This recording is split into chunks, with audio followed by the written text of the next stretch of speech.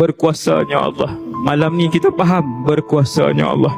Allah yang mengetahui setiap helai daun yang luruh pada setiap hari, pada jam dan saat keberapa daun itu jatuh ke tanah. Allah itulah yang mendengar rintihan dan permintaan seorang manusia daripada dalam hatinya. Kita minta dengan Allah banyak benda. Allahumma ajirni minan nar. Wahai Allah, selamatkan aku daripada siksaan api neraka. Mulut kita minta, hati kita minta, pasti Allah dengar. Cuma manusia tidak meyakini Allah Jalla Jalaluh. Kenapa para nabi dan para awliya doa mereka begitu tajam? Kerana mereka meyakini Allah Jalla Jalaluh. Kerana mereka tidak pernah berburuk sangka dengan Allah Subhanahu wa ta'ala. Tengok Nabi pesan, Allah akan berurusan dengan kamu seperti mana sangkaan kamu dengan Allah Subhanahu wa ta'ala. Kalau kamu menyangka Allah itu baik, baiklah Allah dengan kamu. Kalau kamu sentiasa menyangkakan bahawa Allah itu pemurah dengan kamu, maka pemurahlah Allah dengan kamu.